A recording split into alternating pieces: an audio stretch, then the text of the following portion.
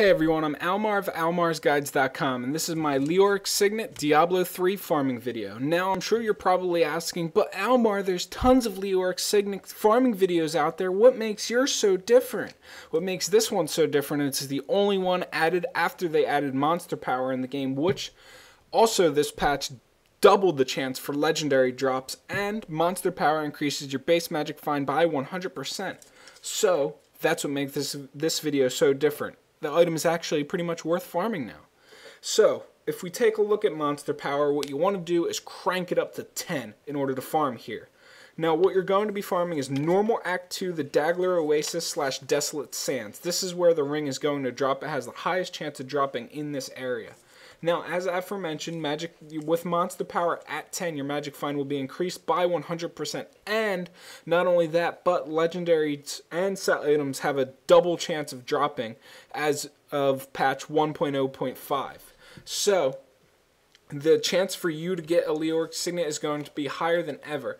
Now, if you're wondering why this ring is so valuable and why so many people seek it, is because it gives bonus experience, which is useful to all players, leveling up players and people looking to grind Paragon levels. Leoric Signet usually goes for about 20 to 25 million, depending on the type of Signet you get. People actually really don't care that much about the stats on it, as far as I've seen. They're more concerned about the XP bonus on it. Now, what you're going to want to do here is, in Diablo Oasis and Desolate Sands, is do all of the side dungeons as well as clear out the entire, pretty much central outside areas. I kind of was spotty with what I cleared in this video just because I just wanted to show you the areas that you're supposed to farm. It's pretty obvious. The game's pretty small, so it's not like anything's going to be jumping out at you or anything like that. Now, you have a whole bunch of different side dungeons in each of these two areas, Diablo Oasis and Desolate Sands. You have stuff like the Forgotten Ruins. You got all of these different underwater or not underwater, but tombs and caves in the Diablo Oasis, and there's a few different caves that you can get in the Desolate Sands. But the primary one that jumps out at me is Vault of the Assassin.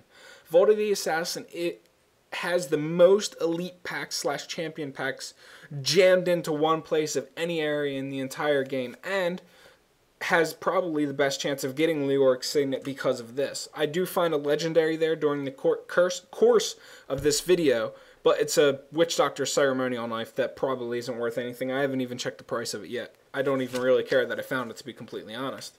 So, what we're going to be looking for here is a legendary ring drop. So if you get a legendary ring drop, it's time to shit your pants.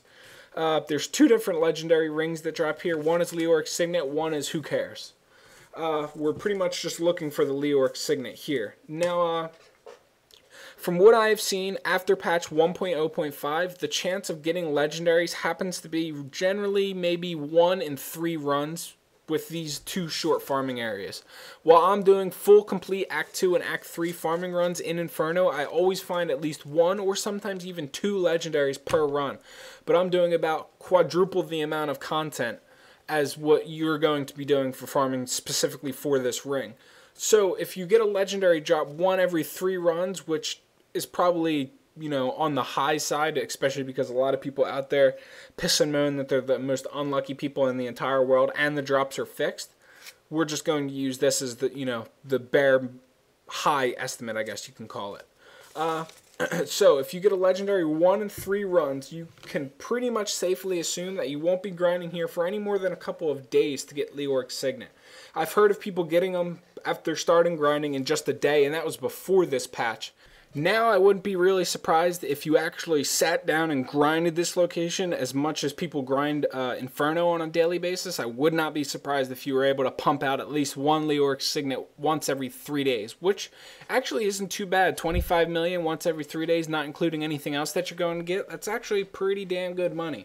So, you can either use the Signet or sell it on the auction house, really whatever you want to do. The one thing I do recommend, though, which will actually accomplish 2 birds with 1 stone, or hit 2 birds, whatever, who cares, is get the ring, the Hellfire ring, I'm pretty sure it's called, the one that you get from completing the, you know, the 2 bosses at one time crap.